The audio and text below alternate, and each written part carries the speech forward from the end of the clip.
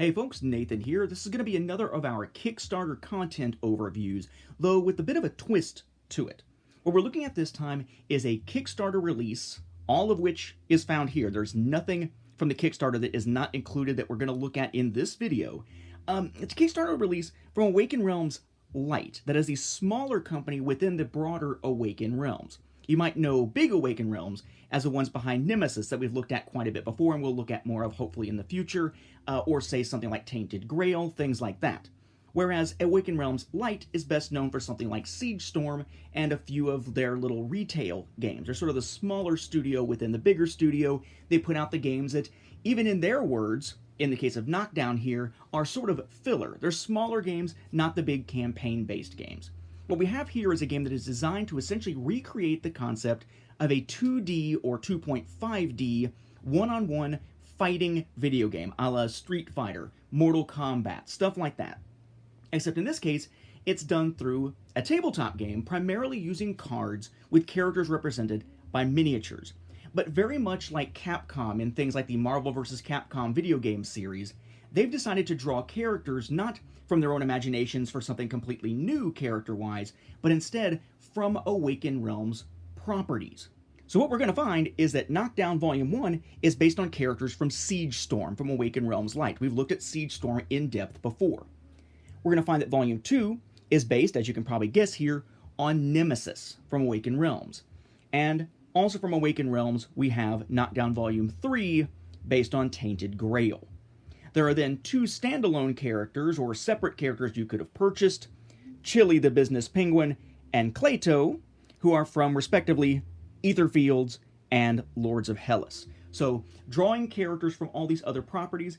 Now, I never backed Lords of Hellas. That was sort of before my kickstarting time for the most part, and I did not back Aetherfields, or I guess I should say I backed it. It was a lot of money. I decided eventually that I needed the money more than the game, and got a refund on it. So we are not going to take a look at the games that are the sources for these two, but we will look at the game material that is the source of all the characters in the other three. So this is kind of a hybrid here. A Kickstarter overview of all the different content, but also a quick comparison and connection to the original games. I also hope at some point here to do a sort of quick how to play video, because there seems to be a lack of those online for the finished game. Most of them are from earlier prototypes with vastly different game mechanics. Now first, because it's fairly straightforward and we won't need to talk about it later, let's talk about what the pledge levels were and how the Kickstarter itself actually went. The Kickstarter itself ran in basically October up to November 1st of 2020. They originally had a goal of 5,000 euros. It is a euro-based pledge here, a euro-based Kickstarter. And they actually wound up earning, or getting, through backers, 58,207 euros. This was done through relatively small purchases because it is a fairly small game.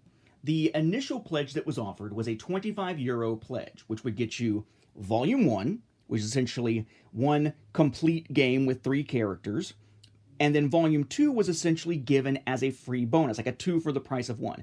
You could not get Volume 2 separately. You had to get Volume 1, and Volume 2 came as a bonus, supposedly free for 25 euros. So you can look at it as 25 euros, as they did, with this costing 0, or 12.5 each. That caused a little bit of issues, because they then later in the campaign, after talking to a lot of the fans and probably planning a lot of this ahead of time, they introduced Knockdown Volume 3 as a paid add-on for 25 euros. Essentially, if this is 25 euros, that is saying that one game should be 25, which makes sense for Volume 3 to be 25. But that's not how people saw it. They saw it as this together being a value proposition for 25, so this by itself wasn't enough to justify 25. And believe it or not, they actually listened to that criticism, and that's where Cleto came in from Lords of Hellas. They held a vote. We're going to give you one extra character, if you pick up Volume 3 as a bonus just through the Kickstarter campaign, whereas others will have to buy it separately. But which character should we use? Should we use a character from Lords of Hellas, Cleto here, if I'm saying that correctly, or should we use Neve from Tainted Grail, which would have made a hell of a lot more sense because this is all Tainted Grail. Neve lost by about 12 votes, so the Lords of Hellas character made it in, Neve did not. Then, of course, there were people who wanted Cleto, but not Volume 3, so they said, okay, if you don't pick up 3 where you get Cleto free, essentially, then fine, you can back and get Cleito for €6. There was also another of these separate characters here, Chile the Business Penguin from Etherfields, that was free for anyone who backed within the first 24 hours. I did. I was backer number 2. I was pretty excited for this game, so keeping an eye on it. But if you didn't pick it up that way through the first 24 hours, you could get it also for €6, just like Cleito here. There were also some group pledges available. For €135, you could get 6 of this batch, 6 of this with Cleito. There was no separate group pledge of any kind for Chile. So we'll start our look here with Knockdown Volume 1 based on Siege Storm. Game by Adam Kwapinski, if I'm saying that correctly, of course, behind Nemesis.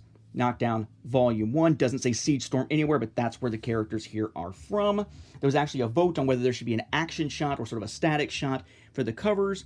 The vote went to static shots, hence the way that all of these are going to look. Got kind of a wood grain type of effect going here. Just the title on either side. The bottom we will find is actually the game board that we will look at in just a moment. When still in the original packaging, this is what the back basically said. It said, Knockdown Volume 1 about the game. In the raw world of Siege Storm, there is only one thing that really matters. Victory. The best fighters gather to knock glory out of the hands of their opponents during the great tournament. You may think of yourself as the most sneaky, mighty fighter, with the dirtiest tricks. But now is the time to prove it. Can you? Knock your opponents down in the arena using your fighting skills, traps, and combination of strikes. Defend yourself and attack the enemy until you win by the spectacular KO. A little bit of awkward wording there, but it's a Polish company, translating over into English. There's often some kind of odd phrasing from time to time.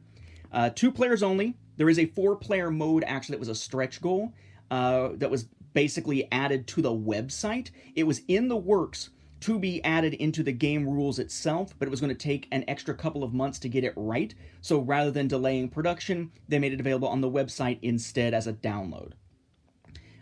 Ages 8 to 99, sure, why not? 15 to 30 minutes, that is actually pretty true. This is a very fast-playing game. Awaken Realms Lite, the credits here, address, what's inside the box, images of the minis and whatnot, plus 3 fighter miniatures. Veroth, Jingo, if I'm saying that correctly, and Driana. We'll see who these all are in a moment.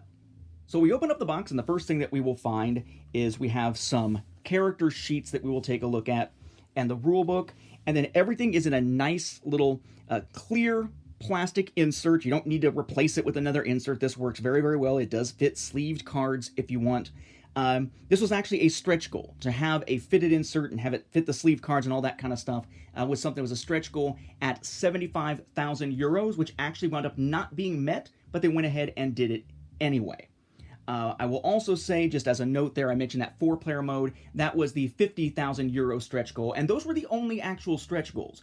Along the way, they would see some instances where people in the community would suggest something they thought was really cool, and they would go ahead and just implement it into the game, and because it wasn't something originally part of the plan, they put it on the page as essentially an unlocked non-monetary stretch goal. Hey, here's a cool thing we've unlocked, just kind of through conversation, I guess is the way to look at it.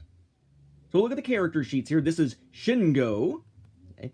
There's a class type down at the bottom, right? So it's like some fighting games where basically there are a couple of different, you might call them stances or versions of a character, or depending on which you use, your moveset will be slightly different.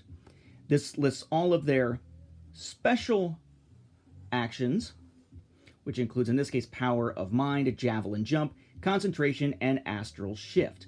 Notice they are labeled by type, reaction, ability, and strike. That does make a difference because strikes are the only ones that can be blocked normally.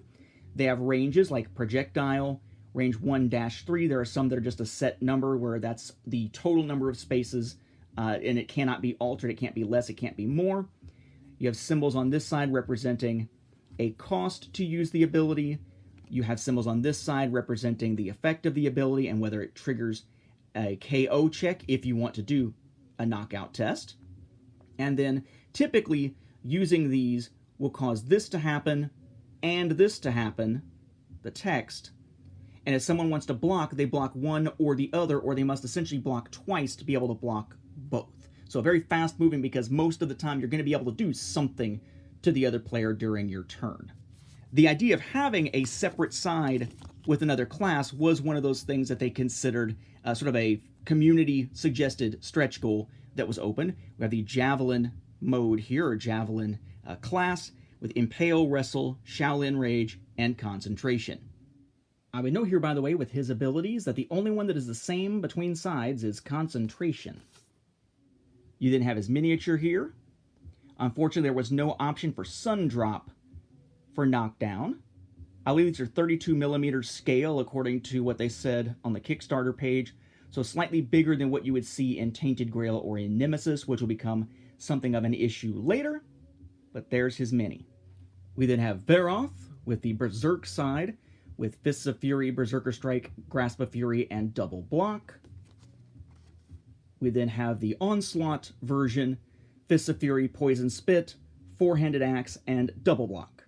In his case, he has two that are the same on either side. That's Fists of Fury and Double Block, with the other two changing. Then here's his mini, the big ol' axe here.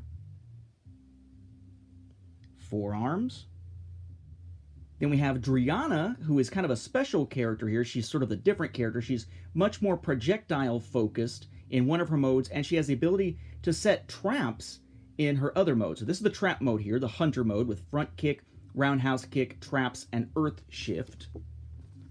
And then over here, except for Earth Shift, the rest are different. Shoot, Bow Bash, and Precise Shot for her Archer mode.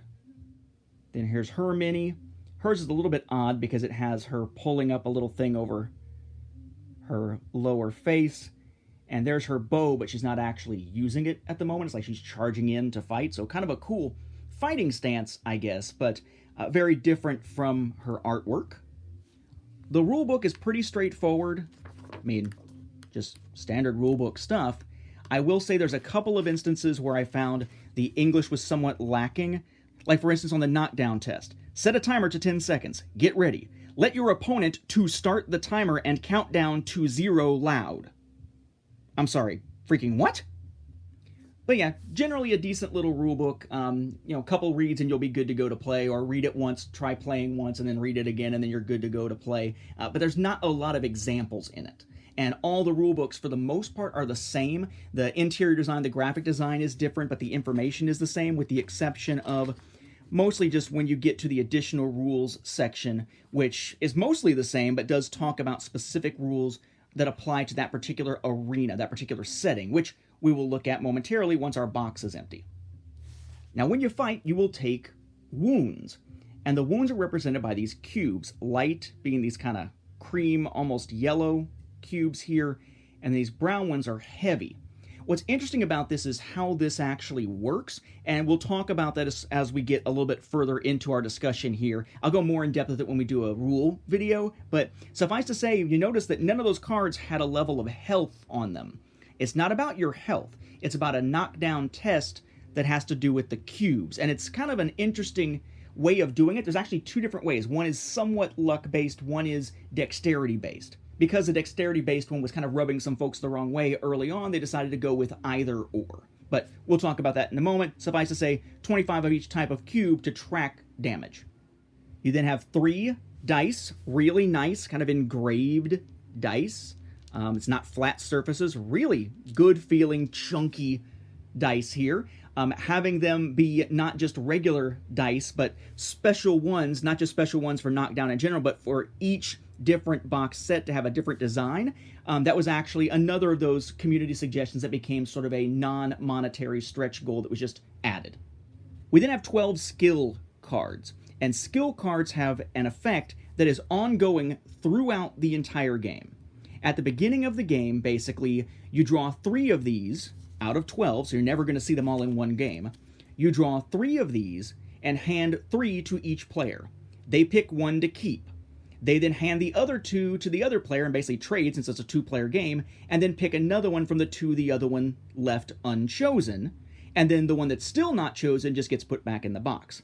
Of the 2 you've chosen, the one from the initial 3 or the secondary 2, you basically pick one of those to be your active skill throughout the first round. And once you get defeated in one round, you can then flip the other skill over. It's kind of a handicapping mechanism, essentially. So within any given game, you might see one, you might see two, depends on if you are undefeated or not from round to round. It is like a video game, basically, where it's best 2 out of 3 rounds, first to 2 wins. And as far as the actual skill cards go, they do have one other mechanic here, which is just they have a number down in the corner. You might say, well, what's the point of the number? In the first round, whoever has the higher number gets to go first. After that, it's whoever lost the last round gets to go first. So in Volume 1, we have Another One, Indestructible, Keymaster, Lucky Devil, Drunken Master, Last Man, Retreat, Sprinter, Fully Charged, Heavy Kick, Adaptation, and Mighty Slash. You're also given 2 regular help cards, one for each player. Tells you about the turn, the actions you can choose, how the attack sequence works, range types, bit about the different icons that you're going to see throughout the game, and then if any character has any special mechanics, there is also a special help card just for that particular character. In this case, it's telling you how to use Driana's traps. If those traps get laid, by the way, you have tree spikes and holes as the possible traps, all with this trap back on it. She's the only character who uses them. We then have 36 attack cards, and these are specific to the particular arena that you're fighting in, which is, again, made up of the box, as we'll see in just a moment. So they actually have different backs depending on which set we're looking at here. Now, of this 36 card deck, you basically have 4 different types of card that you're going to see across the board in all 3 of the sets. And they're the same things you would expect to see in most fighting games. Low kick and high kick, low punch and high punch. But then there are 2 in this case that are specific to this particular arena. Cut and bash, as we will see here. So the way these will work, essentially, is that most of the game, there's going to be 4 of them laid out on the table. And one of the things that you can do in your turn is basically you can pull an attack card out of the row, and if you are within range, as denoted down here, in this case, a space of just 1 away, then you get to do whatever the attack effect is over here, and if there's any text, you get to do that as well. A strike can be blocked, depends on type. This one is a strike, so it could be blocked. That's a marker for heavy. This thin one, that's a marker for a light, as far as the wounds go. And if by chance you happen to have a KO symbol down in the corner, when you do that, you could do a knockdown test. So it's basically do this, do this, do this if you want to. We'll talk about how that'll work here in a moment, again, as I said. And as you pull these cards, they become part of your hand, which has a maximum of 6. After that, you have to start discarding. And they always have this symbol up in the corner. Those symbols in the corner are used to pay for these. The second thing you could do if you don't do a regular attack where you take a card from the 4 that are laid out there is you could do a combo. And a combo is going to be made, unless it's like a reaction here, but a combo, like say for these 2 or for these 3 here, is going to be made up of paying for these types of abilities, as many as you want in a row that you can pay for, or dashing, which basically just gives you a free move. And to dash, you pay with a card with that symbol there. So you got a lot of different symbols to pay for things. You also have this symbol here I mentioned that you could block. This symbol here that is a shield symbol. That means block. If someone attacks you and you want to block either this effect, or in the case of something like this, you want to block this effect or that effect, either or, then what you can do is play a card with that symbol. So you spent your shield by discarding it, and then you count the number of cards in your hand. And for every 1 card in your hand, you can block 1 light wound symbol. For every 2 cards in your hand, you can block any 1 heavy wound symbol. Or you can simply choose to block the effect, will be text in here. But if you want to block both, you have to play 2 cards with the shield symbols. Note, though, it's just counting the number that's in your hand after you play the shield card. It's not like it's having you discard the cards to pay for blocking. So essentially, the bigger your hand is, the more effective your defense will be as you go, which of course would also mean spending less on essentially super moves for those combos. So there is a balance to be found there. So we have high punch with different symbols up in the corner, but high punch that can deal 1 heavy wound, initiate a knockdown test, but can only be done at a range of 1. It is a strike, it can be blocked. There are 7 of those. We then have low punch, which can give you 2 regular light wounds, but also initiate a knockdown test, also at a range of 1, also a strike, also 7. Then at 6 each, we have low kick, which gives you 1 light wound. You can do it at a range of 2, but only 2. That is not a up to 2. It's basically if you're 2 away, you can do it. If you're not 2 away, you cannot do it at all. It is a strike also. It can be blocked. Move your opponent 1 space backwards. So essentially, sort of like doing the low kick to sort of hit them in the shins, like in a lot of games, to kind of poke them and force them to step backwards.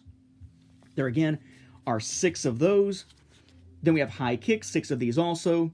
2 light wounds, range of 2, and strike. But notice that neither low kick or high kick has a KO test icon at the bottom. You cannot initiate a knockdown test at the end of the attack sequence with those particular cards. Then we have the ones that are specific to this particular arena, which include cut, which can give 1 light wound, does not initiate a knockdown test. Again, range of 2, lots of range of 2 here. Your opponent discards 1 attack card from their hand, which gives them less options for playing combos and makes it harder for them to block. There are 5 of those. The other 5 here are bash. Bash, 1 light wound, range of 1, no knockdown test. Move your opponent 1 space backward, move your fighter 1 space forward. So basically you're hitting them and pushing them back and walking with them. We'll see how movement works whenever I show you what the arena itself looks like here. But 36 possible attack cards. The way that the game will start is actually by laying out 4, and then the first player chooses 1, second player chooses 2, then first player chooses the one that's left. So you start with 2 cards each, and the same thing happens at the beginning of any given round. The rulebook does not make that clear. I have clarified with the team, yes, you do it at the beginning of every round. And at the beginning of every round, you refill the 4, so whoever gets the first turn has 2 in their hand, 4 out there to choose from, and so on. And as far as what you can actually do on your turn, again, you can do a combo, you can do an attack, you can also move. That's the other option. And you do 2, always 2, you cannot do just 1. You do 2 of those, and the 2 you choose can repeat. So you could move, you could attack, you could attack combo, and so on and so on and so on. Now before we flip the box and look at the arena, we have some other tokens. We have victory tokens. You take one of these when you win a round.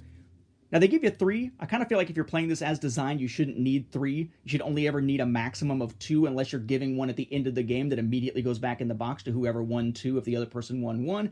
But whatever. 1 for each possible round, I guess, here.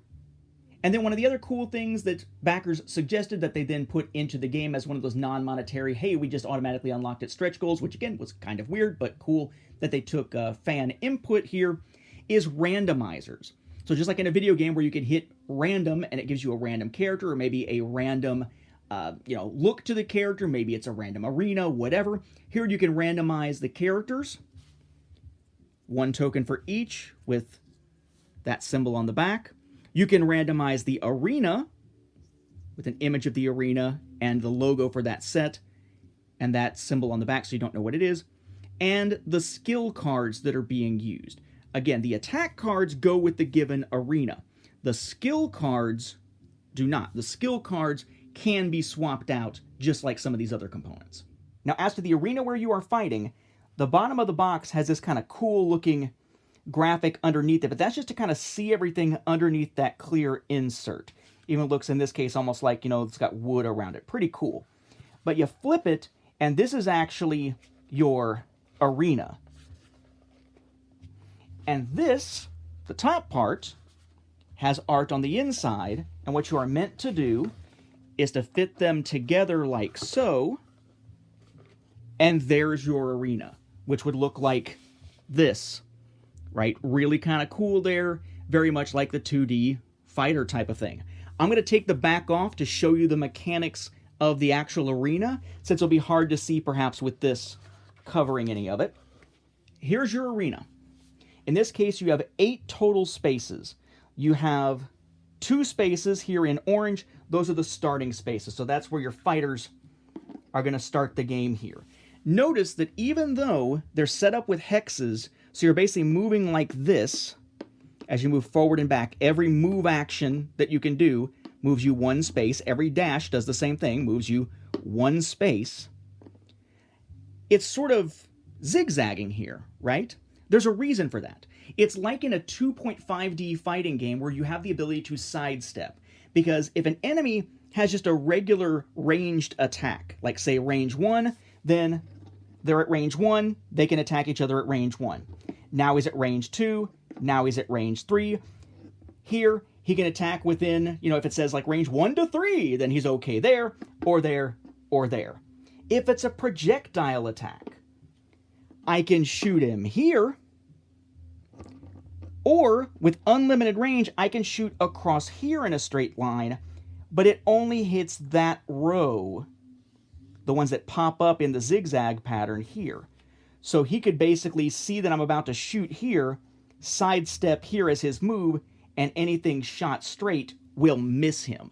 That's a really cool mechanic from a strategic standpoint, especially with characters like Driana when they're using their projectile attacks.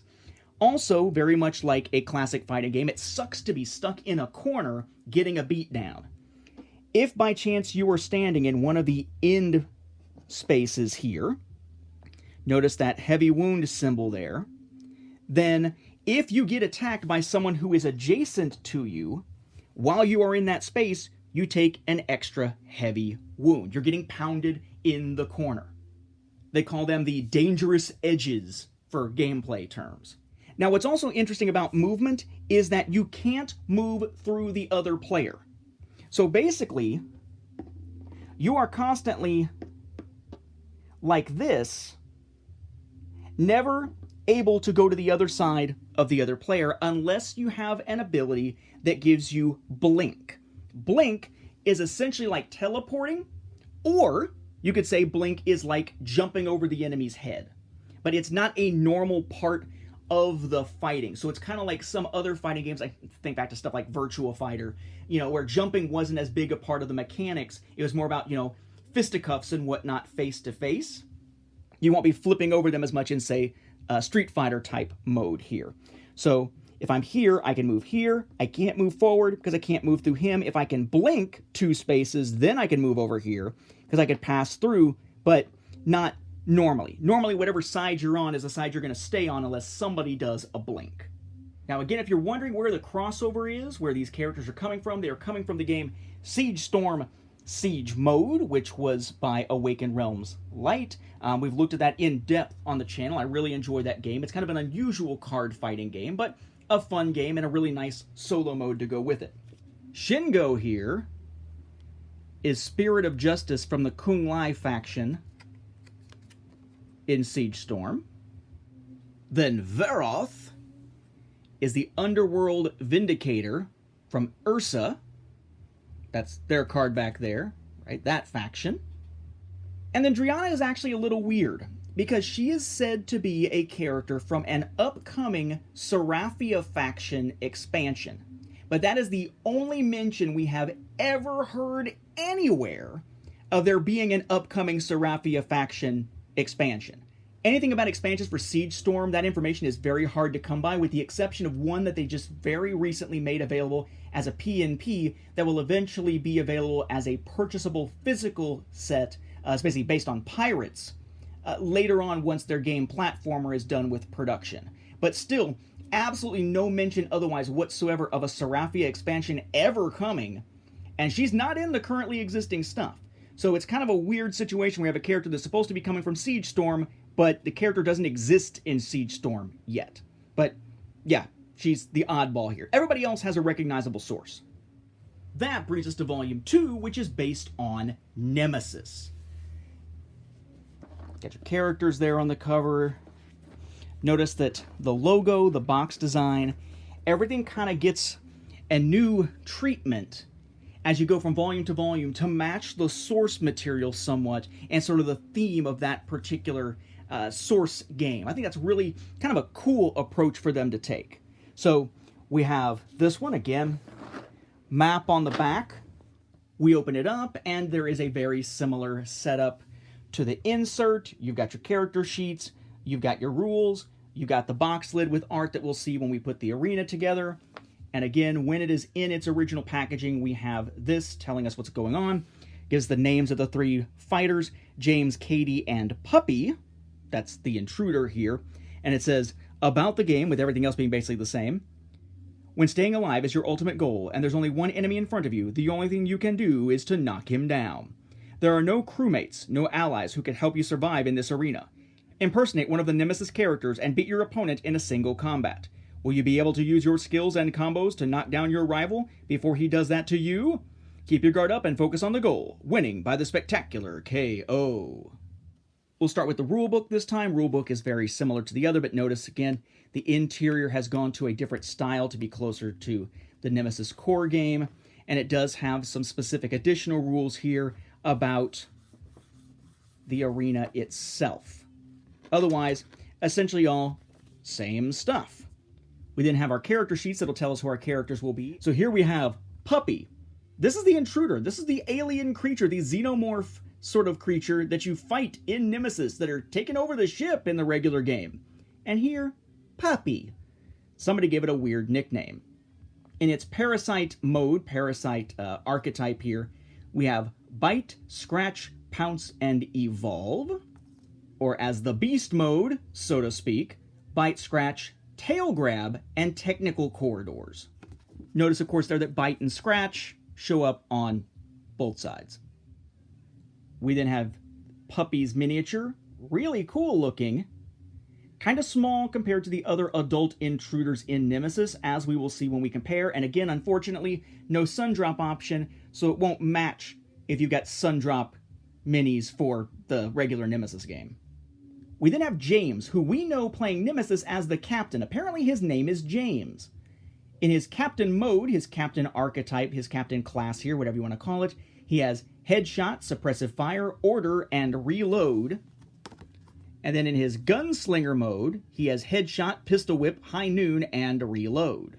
Again, some stuff carrying over, like Reload carries over to the other side. Neither of the other ones do. His mini, very cool pose there. Familiar look to the character, but a different pose here. Love this pose for him. Much more action-oriented.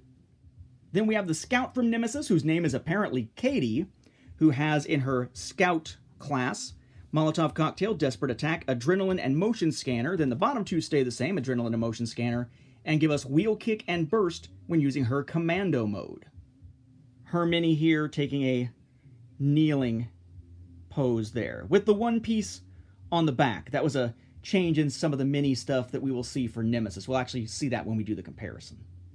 Again, 25 of each type of wound cube, and I know it's a little tough to see, but this one's kind of a grayish blue, and this is more of like a navy blue, a dark navy blue. Again, 3 dice. Very cool. Again, 3 victory tokens. Again, randomizers for the 3 characters, along with the arena and the skill cards, which we'll see momentarily. Then we have 6 ammo tokens, because the captain is going to have some things that require him to use ammo, because he's using a 6-shooter, just like in the regular Nemesis, which needs to be reloaded in a different way than something like Katie's rifle there. So he will sometimes be pulling these in or spending them as he goes. That is a unique mechanic for him. And then there's a flame token, because Katie has that Molotov cocktail attack, and this will be used to track that. Then your skills cards with a different back than Volume 1, because you only play with one set of these at a time. We again have 12.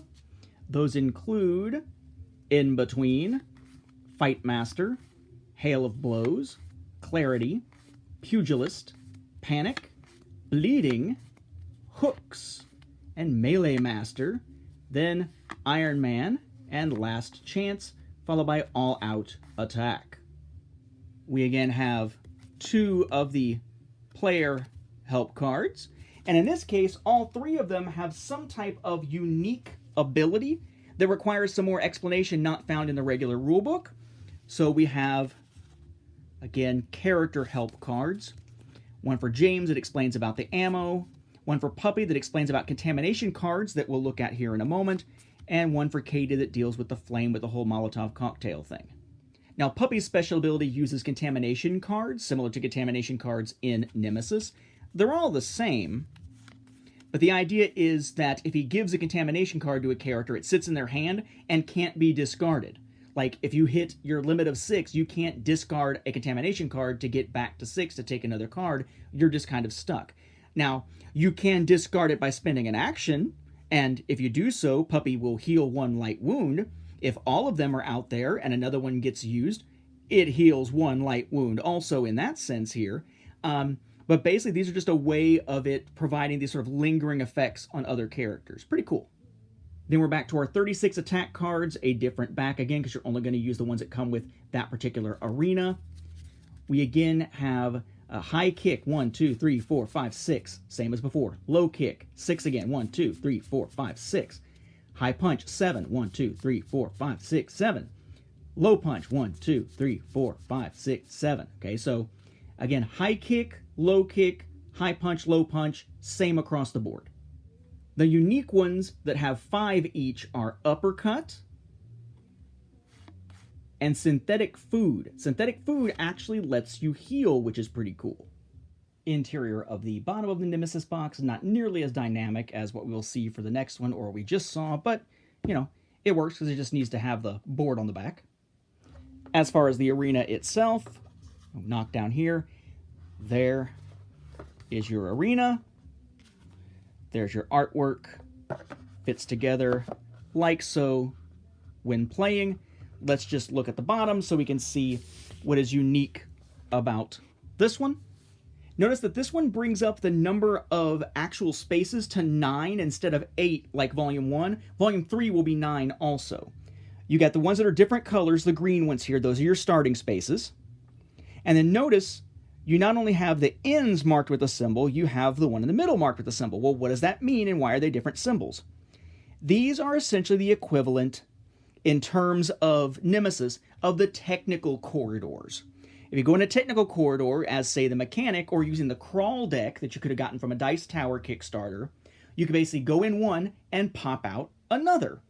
So you could be here and essentially blink to go here, or here, and mixing them up. All 3 of them are considered connected together. But whichever one you pop out of, you take that type of wound for having used that ability. So very much like the crawl deck, where if you're trying to use the technical quarters as anyone other than the mechanic who can automatically do it safely, you're going to usually have some bad shit happen to you. Now again, let's talk about where the crossovers happen, and it's a little more detailed than just character likenesses this time. These, of course, are characters inspired by and coming from the original Nemesis from Awaken Realms proper, a game by the same guy, Adam Kwapinski, if, again, I'm saying that correctly. So where are the specific crossovers? Well, let's start with Puppy, who is an adult intruder, or maybe like an adolescent going into adult intruder because of his size here.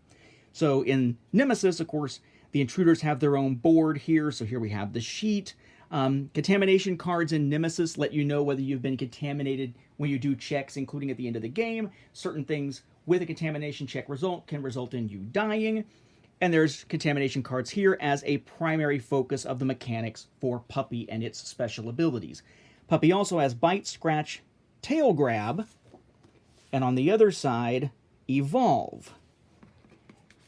Among the intruder attack cards in Nemesis, you have Bite, Scratch, Tail Attack instead of Tail Grab, and rather than Evolve, Transformation, but similar conceptually. And then, of course, you got the miniatures, right? So in the original Nemesis, you have 4 different sculpts for an adult intruder. Very cool looking. And then here's Puppy. Puppy is significantly smaller in order to be the same size as the 2 human characters, but similar in design to some of the poses, though not exact, from base Nemesis. And again, boy, I wish a sun drop option had been a thing, but it wasn't. Then for Katie, the scout, of course, there's her board from the original game. She has an ability called Adrenaline, which she has as an action card in Nemesis. She has an ability called Molotov Cocktail, which is one of the blue item cards in Nemesis. She has her starting weapon here, the rifle. It's not called out, but it's what she's carrying there, and it's what gives her the burst ability to actually have a projectile attack there. And then on both sides, she has the motion scanner, which is actually her quest item in original Nemesis. Here again is her current mini, sort of kneeling. Notice, though, the one piece on the back. This was her original mini in Nemesis when the game first delivered. 2 on the back. They updated that to the one with 1 on the back that has a bit more detail to it during the Lockdown Kickstarter. And actually, and I guess what will soon be just the regular retail releases of those. They basically just wanted to match the quality of the Aftermath minis in the base game, which was a little bit more lacking. So in current printings for Lockdown and afterwards, they've updated those minis, and there's a pack of updated minis that people who backed Lockdown could have picked up to upgrade their original Nemesis games. But suffice to say, the pose is different, character model essentially the same.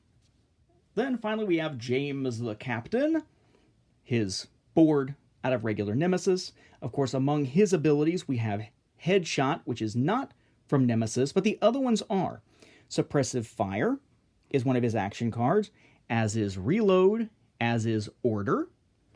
And then the fact that he is using a special type of weapon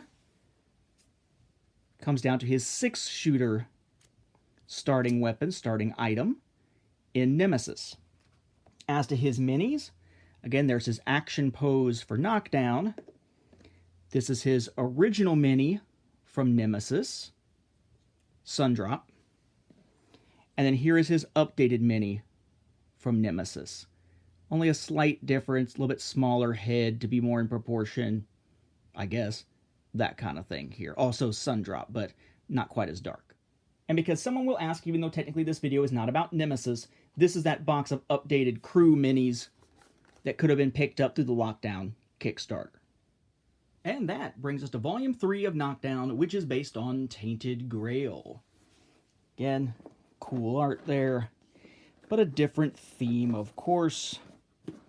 Map on the bottom that we will eventually return to here. By and large, again, a similar setup. We have the cool insert that works very well. We have the box lid that has art that we'll use for the arena. We've got our character sheets. We've got our rule book. We've got what is on the back when it's in the packaging. Again, similar stuff. The characters' names are Mistbearer, Lost Knight, and Maggot, all of which are names that should be familiar to those who have played Tainted Grail, or at least have that and the stretch goal box with a couple extra campaigns in it. The About part: numerous challenging battles against the powers of the weirdness, and many days spent being chased and hunted have led to this moment. The final combat between 2 opponents. In a world of Tainted Grail, which is full of legends about knightly valor and dark magic, there are plenty of ways to defeat your enemy. Are you going to be the one who uses their powers best and becomes the ultimate winner of the battle? Make sure your story ends up with you winning by the spectacular KO. You can really kind of tell with the flow of the words it was not written by a native English speaker, just translated, but that's okay. So let's check out the characters here and just kind of get going through the box again. So we'll start with the rulebook again, nicely themed after Tainted Grail, essentially identical to what we saw previously, except again for our little section here with specific stuff for this set. There's actually 2 things specific this time. One thing specific to the map here, and then there are some of those attack cards that actually have 2 different symbols on them that you could use to pay for a single attack, one or the other or both, but just for the one attack, or one special attack that is inside of a combo. Now, just one of the fighters here is actually represented by a playable character in Tainted Grail. The others are based on guardians that you might run across and have to fight. We have Maggot here. That is our player character here, the magic user guy, you could say. The druid from Tainted Grail. He is considered a wise man for this particular class here. His abilities include Skull Throw, I guess maybe the one he's holding there, Wild Magic, and the ones that are on both sides, Use Potion and Prepare Potion.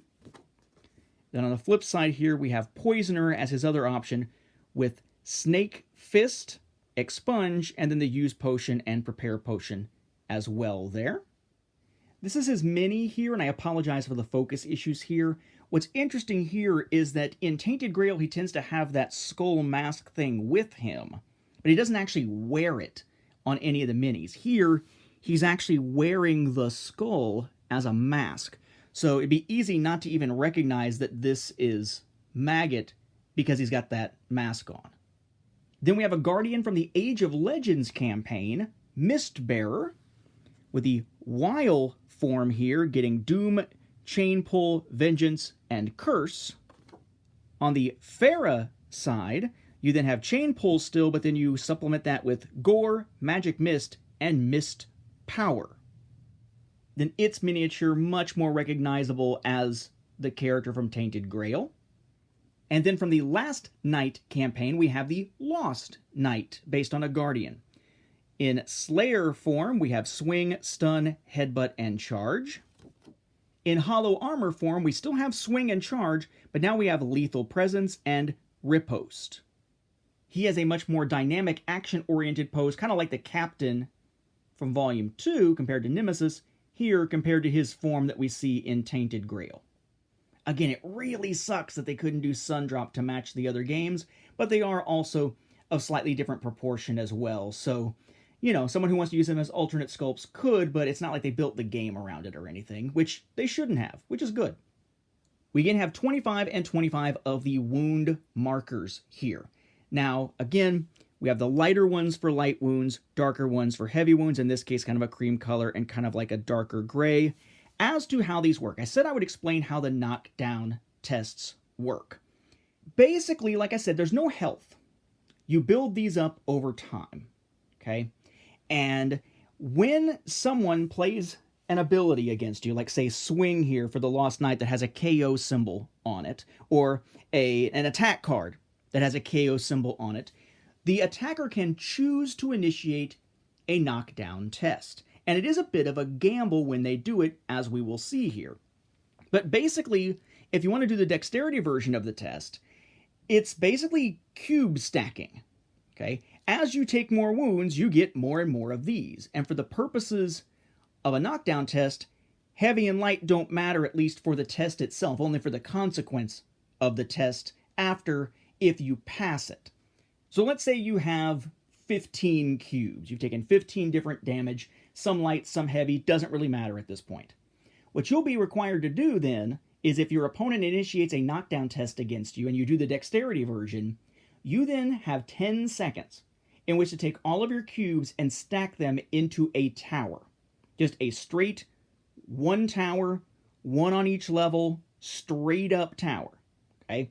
If you can get all 15 of them, or however many you have, into a tower without them falling, with each one either being the one that touches the table or stacked like so, up and up and up and up and up and up, then immediately the test ends, you have passed.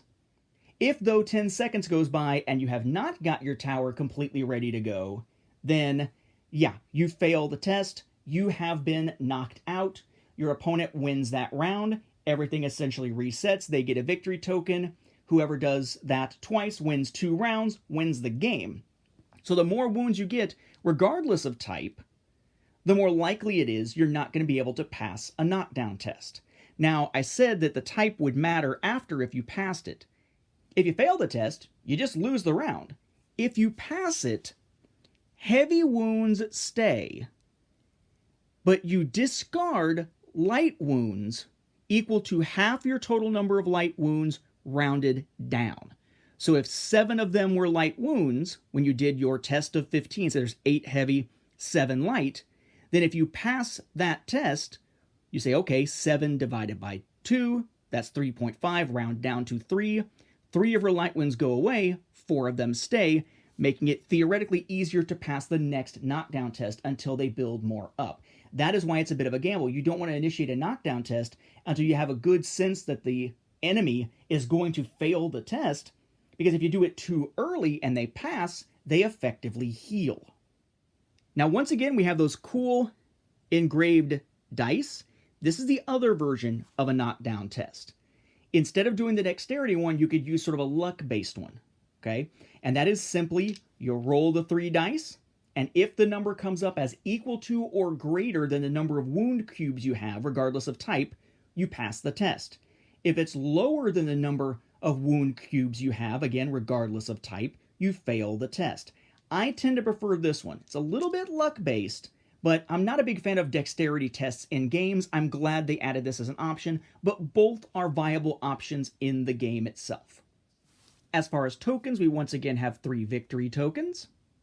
We have our 5 randomizer tokens for the 3 characters, the skill cards, or the arena. We have 2 candle tokens that we will talk about when we look at the arena.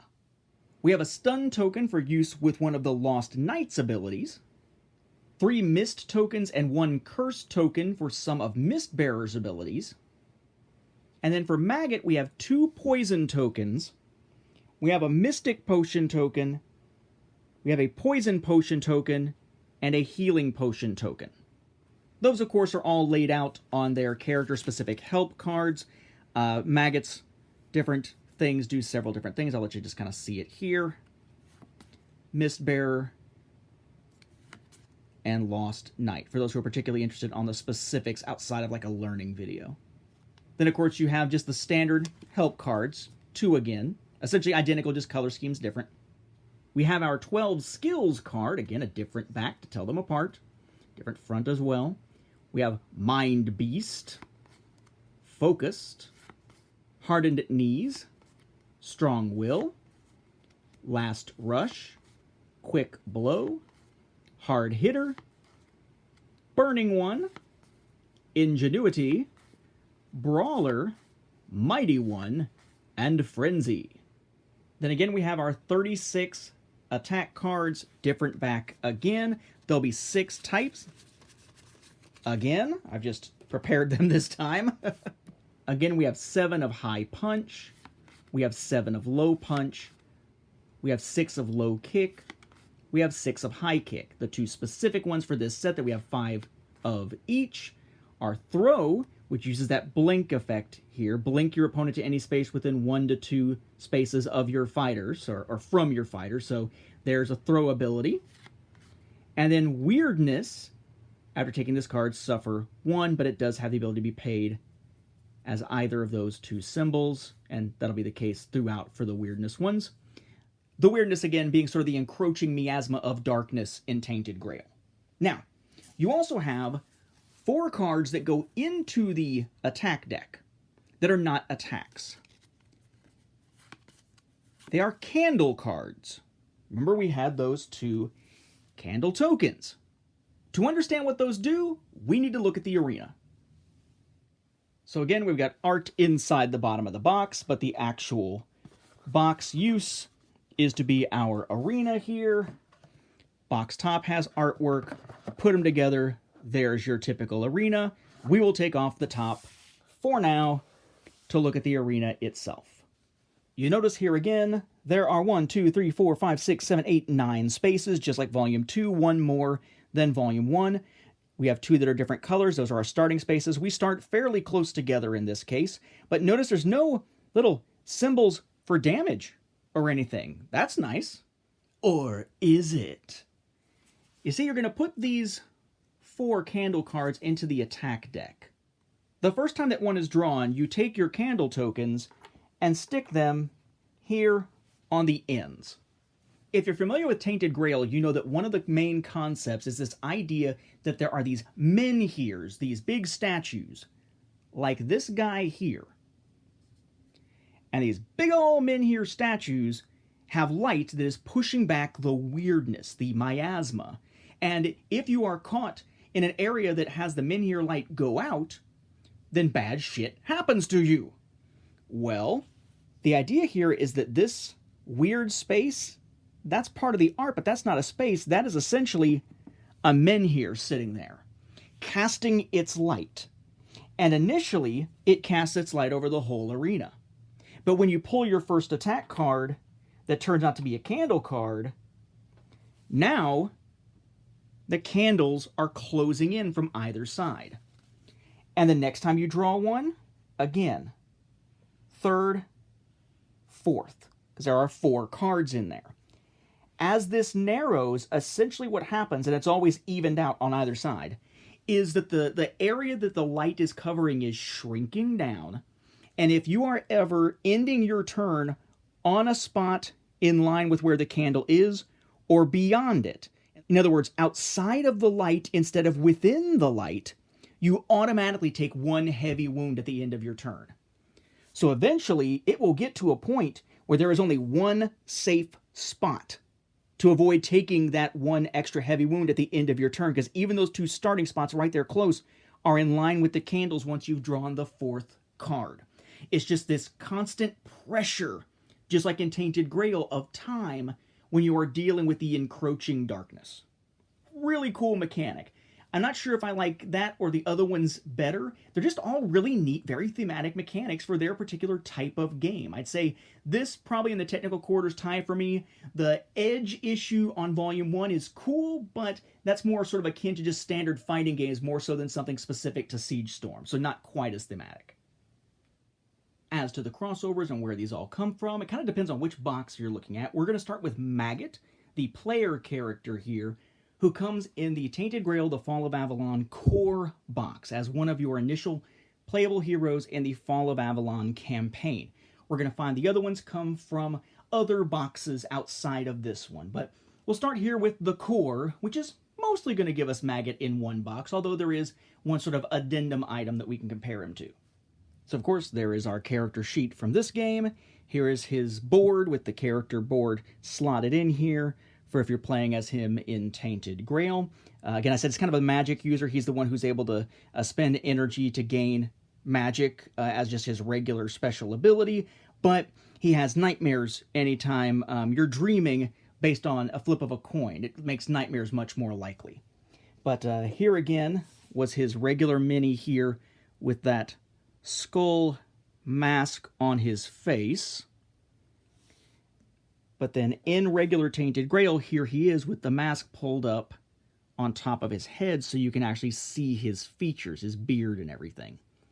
Now this is the regular mini version of Maggot, but every hero in Tainted Grail also has a mounted version in the Mounted Heroes box, and that is for all three of the campaigns. So here is the mounted version of Maggot. Again, in Tainted Grail, mask pulled up. In Knockdown, mask pulled down. You could almost think they were different characters, but yes, it is Maggot either way. Now, the other two characters are based on Guardian enemy encounters that you could have, one each from each of the two stretch goal campaigns from the original Tainted Grail Kickstarter. So this is not part of a retail release, it is a Kickstarter-specific thing. We have one from Age of Legends, one from Last Night, but I would note that that is only where you will find their encounter cards. If you want the minis, you need the Monsters of Avalon box. Both of these are from the original Monsters of Avalon box from the campaign itself, not the later second Monsters box that came in the Game Found Pledge Manager. These are from the original here. One from each campaign, but they're all from all three campaigns, at least from the original plans, included in this specific miniatures box. So we'll start with Mistbearer, who is a level 4 green encounter. This one actually comes from Age of Legends. Age of Legends, the one that takes place in the past. So there's the Guardian card here from Tainted Grail. And then here's the mini, as I mentioned before, from Knockdown. Here is the much more massive mini, but in a similar pose here, from the Monsters of Avalon box for Tainted Grail. Then from the Last Night campaign, we have the Lost Night Guardian. So there's the piece here for Knockdown. There is his level 2 version of an encounter card here. Is a gray encounter, again from the Last Night campaign, hence the symbol here. As I mentioned, a much more dynamic pose for Knockdown, as this is his pose for Tainted Grail. Although, scale-wise, they're actually pretty close this time, which is kind of cool. Then we've got our two sort of standalone characters that can work with any of them that are suffering here from the glare of the light. We have Cleito from Lords of Hellas, and Chile the Business Penguin from Ether Fields. They have the Knockdown Volume 1 logo on them, but they can be used in any. Now, the way these work is you pop them open, and I guess you're expected just to store them in here, because there's nowhere to store them in the boxes for any of the volumes, really. And then you've got your little paper here, but there's a pack of cards and tokens inside. And then you have a separate little plastic piece that holds the mini, for those who are wondering. Now, I have to say, there's one thing that kind of bugs me about these standalone ones. It's that when they were talking about it, and granted, this game changed a lot during development. For instance, there were going to be extra cards to have starter hands for each character, but it made it tougher to get started, so instead they did the whole thing where, you have the line of 4 attack cards. First player chooses 1, second player chooses 2, first player grabs the one that's left, and you just kind of go. There are quite a few things they did that they changed to make it a better game. It definitely plays much better compared to, say, the prototypes that we saw online, based on those changes that they made. But one change they made to the physical components kind of sucks, and that is that I guess in order to fit them in this nice to hang on a store shelf type packaging, which is some bullshit, especially given the fact that Chile is supposed to be Kickstarter exclusive, so he's not going to be hanging anywhere. They decided to go with something that works better for retail shelves for the individual characters, which meant you couldn't have a full-sized player character sheet like you did with the other ones. Instead, the sheet is made of 3 cards. We're going to look at that here as we go along, but boy, does that kind of suck compared to the others. I mean, it's not a big deal. You still have all the information that you need, but they did advertise these as having character sheets, not cards, and I don't know that they ever really announced it being cards until production was already underway. So, we have her mini.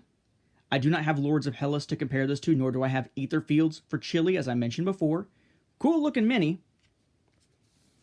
And a randomizer for the character. You don't need a randomizer of any other types because it's just the character included here in the package. Art there for behind it when it's on the shelves.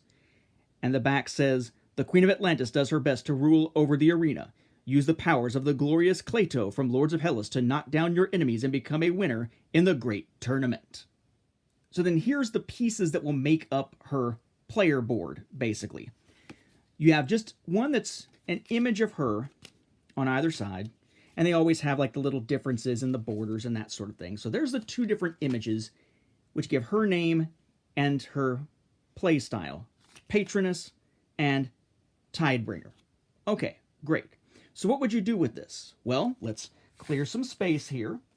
You would essentially lay that card down, and then next to it to actually make your board, you have 2 cards. Notice you've got a yellow side and a blue side to match the yellow and blue on either side of the portrait card.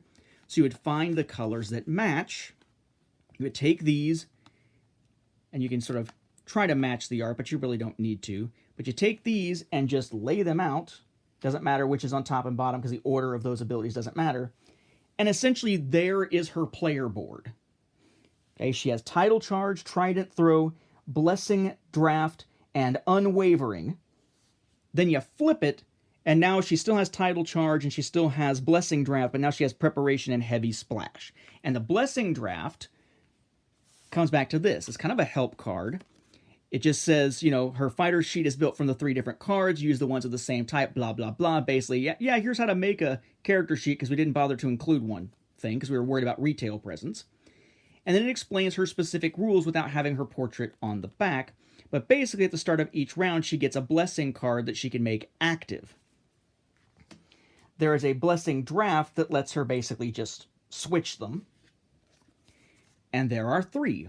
Wisdom of Athena, Might of Zeus, and Swiftness of Hermes, all with different things that give her special abilities. Which again, if she uses Blessing Draft, she can switch out on the fly, as opposed to starting each round with one. Because at the start of each round, you pick one, but remember, a round is until one of you gets knocked out. So you don't want to get stuck with just one throughout the entire round, depending on your strategy. You do want to be able to switch, and regardless of which class she's going under, she does have that Blessing Draft to be able to switch at a cost of basically 1 wild action symbol. Any action symbol there. Again, on either side. Then the last character here for us to look at is Chile, the business penguin from Etherfields, who was not only a 24-hour backer incentive where you got it free if you back within the first 24 hours, and if not, you could spend €6 to get him, approximately $7, but is also the only Kickstarter exclusive character, which again, as I mentioned, makes it kind of dumb that it's in this retail packaging with the little hook that it's never going to sit on, at the expense of not having a full-sized character sheet. He's going to work a lot like the one we just saw, obviously. So here's all Chile's components here. Packaging, with that background there, says, "What will the penguin show us today? He showed himself in the arena trying to knock down his enemies. Will you make the Globetrotter from Etherfields a winner in the great tournament?" Maybe. We'll see. This is him. Penguin with a hat and a suitcase. Definitely the most odd of all the Knockdown characters so far. He, of course, has his randomizer token. He also has a help card, again, just saying how you're going to have to take 3 cards to put together his sheet. But the back has a key here, a little bit more like the help cards for some of the other characters we've seen where they need keys for different iconography here, for basically his special ability. Essentially, he starts out any given round with 5 suitcase tokens. There are 5 of these. They all have a suitcase on the back. And there's an ability he will have that lets him draw one of these and resolve it. But what happens depends on which one he draws and resolves. And presumably, since it's saying draw, they're all face down. They all activate within a range of 1 to 2. All 1 to, not 1 for some, 2 for some, but literally 1 to 2 for all of them. And if the enemy is within that range, you've got one that causes them to discard 1 attack card, 1 for 2 attack cards, 2 light wounds, 1 heavy wound, or lets you blink up to 2 spaces within that range instead. And then if I can scoot this stuff over, let's check out his classes and check out his odd character sheet built of 3 cards. Again, there's sort of like the portrait one with the 2 class names, Globetrotter or Gentleman. Then we have 2 cards. They do tell you at the bottom which is which. In this case, since it's all blue, it's a little tough to tell. Globetrotter, Globetrotter. Then the other side, Gentleman, Gentleman. So for the Globetrotter side, we have Prudent Display, Stroke of Luck, Suitcase Throw, and Say Hello. And notice it's done in sort of that, I guess that's, what, Polish way? Where you've got the quotation marks for the beginning of the word at the bottom instead of at the top. And then Gentleman Mode keeps Stroke of Luck, keeps Suitcase Throw, but then has Suitcase Jump and Pardon Me as his other abilities here. The one that lets you draw the token and use it is Stroke of Luck. Draw 1 suitcase token and resolve it, discard it. Afterwards, beginning of each round, he gets 5 to start with.